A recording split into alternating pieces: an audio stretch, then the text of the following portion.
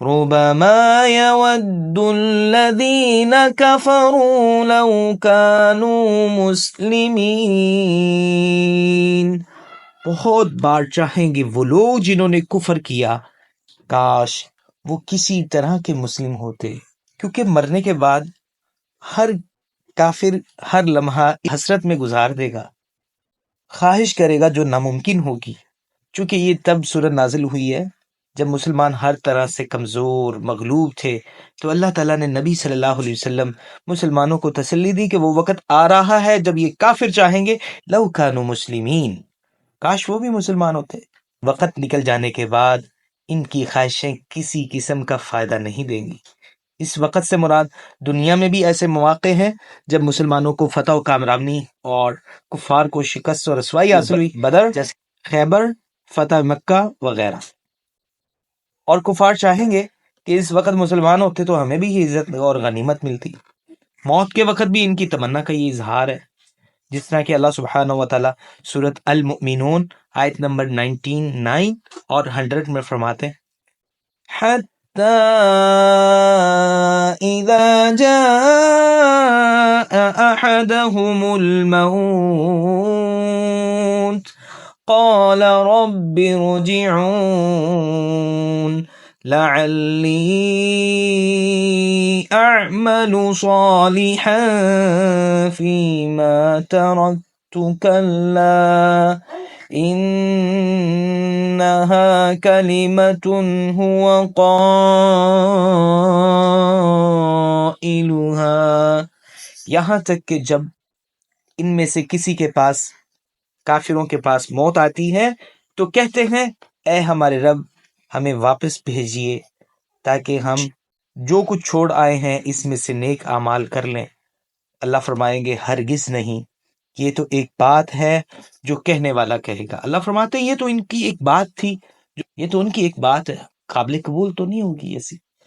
خصوصی طور پہ اس وقت بھی جب یہ آگ میں داخل ہونے سے پہلے بھی یہ خواہش کریں گے، وَلَوْ تَرَىٰ إِذْ وُقِفُوا عَلَى النَّارِ فَقَالُوا يَا لَيْتَنَا نُرَدُّ وَلَا نُكَذِّبَ بِآيَاتِ رَبِّنَا وَنَكُونَ مِنَ الْمُؤْمِنِينَ، سورۃ الانعام آیت نمبر 27۔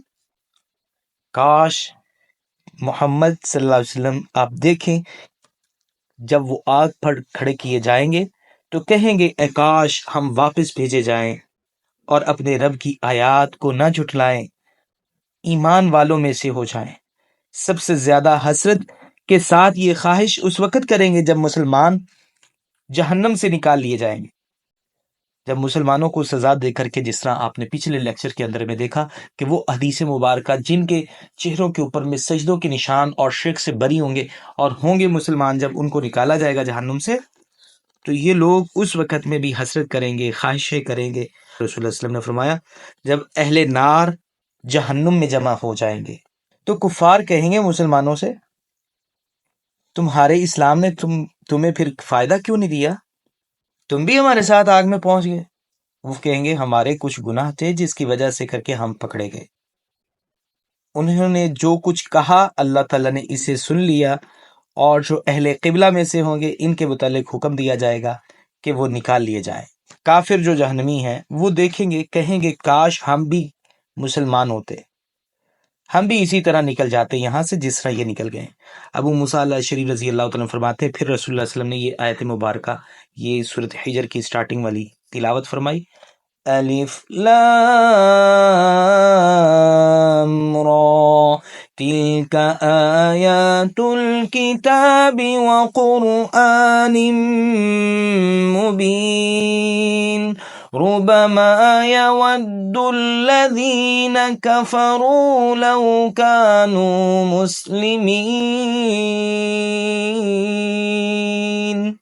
مستدرک حاکم کے اندر میں 2954 کے اندر میں یہ حدیث مبارکہ موجود ہے، اور یہ مسلم جب جہنم سے نکال لیے جائیں گے یہ جو کفار ہیں تو یہ خواہش کریں گے کاش ہم بھی مسلمان ہوتے، کاش ہم بھی فرما بردار ہوتے، کاش وہ کسی طرح کے مسلمان ہوتے۔ یعنی گناہ گار بھی ہوتے تو آخر کار وہ جہنم سے تو نکال لیے جاتے نا.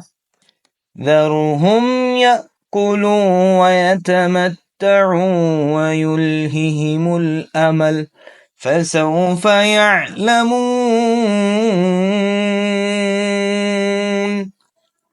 اے محمد انہیں چھوڑ دے، وہ کھائیں، فائدہ اٹھائیں، انہیں ان کی امیدیں غافل رکھیں، پھر جلدی وہ جان لیں گے اس بات کو کہ وہ کہاں پہ کھڑے تھے.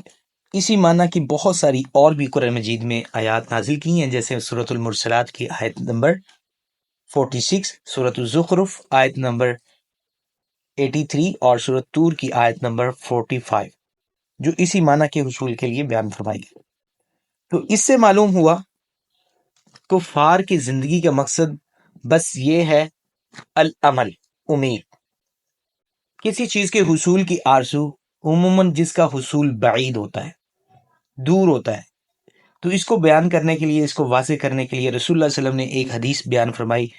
ابو سعید خدری رضی اللہ عنہ اس کے راوی ہیں. نبی صلی اللہ علیہ وسلم نے فرمایا، سب کو بلایا اور اپنے آگے ایک لکڑی گاڑی، ایک لکڑی لی اور اس کو اپنے سامنے میں گاڑ دیا، اور پھر اس کے ایک پہلو میں ایک اور لکڑی گاڑ دی، پھر تیسری دوسرے پہلو میں گاڑ دی.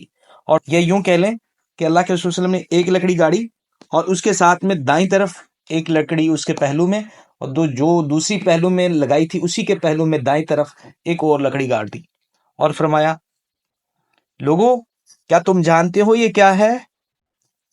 فرمایا، اللہ اور اس کے رسول بہتر جانتے ہیں. آپ نے فرمایا، یہ جو اس لکڑی کی قریب ہے، یہ جو میرے بالکل سامنے ہے، یہ انسان ہے، اور جو اس کے بالکل ساتھ ہے اس کی اجل ہے. جو اس کے ساتھ بالکل لکڑی گاڑی گئی ہے اس کی وہ موت ہے، اور جو اس کے ساتھ والی مزید آگے کر کے گاڑی گئی ہے وہ آرزو ہے. یہ اپنی آرزویں، امیدیں اور اپنی خواہشات پوری کرنے کے لیے یہاں پہ اس کی کوشش میں لگا رہتا ہے، اس کے حصول سے پہلے کہ اس کے رکاوٹ، اس کی زندگی کے اندر میں موت آ جاتی ہے اور موت سے جا ملتا ہے، اور ابھی تک خواہشات ادھوری ہوتی ہیں. کہ میری امت کی اول درستگی جو ہے وہ زہد اور یقین کے ساتھ ہے. زہد کہتے ہیں کسی بھی برائیوں سے بچنا، یعنی بچ کے نکلنا زہد ہوتا ہے، زہد و ورع. اور یقین ایک ہوتی امید، اور ایک امید سے آگے والا حصہ ہوتا ہے یقین. تو اللہ امیدوں والی چیز نہیں ہے، اللہ یقین کرنے کی چیز ہے. اللہ پر یقین کرنا اور زہد اختیار کرنا یہ امت کی اولین درستگی ہے، اور امت کا آخری حصہ ہے وہ بخل اور امیدوں کی وجہ سے کر کے ہلاک کر دیا جائے گا. آج ہم نے بہت ساروں سے امیدیں لگا لی ہیں. جو پہلے مسلم جو تھے، صحابہ تھے، تابعین تھے، تبع تابعین تھے، امت کا پہلا حصہ تھا وہ اللہ پہ یقین رکھتا تھا اور وہ زہد اختیار کرتا تھا، ہر چیز سے بچ کے نکلتا تھا. آج ہم نے صرف امیدیں لگا لی ہیں کہ فلاں مجھے بچا لے گا، میرا بیٹا حافظ ہے وہ میری سفارش کر لے گا، میرا بیٹا عالم ہے، وہ مجاہد ہے، وہ اور فلاں پیر صاحب ہے وہ کر لیں گے، ایسا ہو جائے گا ویسا ہو جائے گا. ایسی امیدیں لگا کے بیٹھے ہیں تو یہ ہلاکت ہے اس امت محمدیہ کی.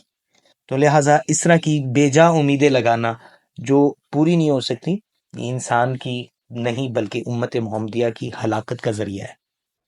تو آج امت محمدیہ اسی ڈگر پہ چلی ہوئی ہے.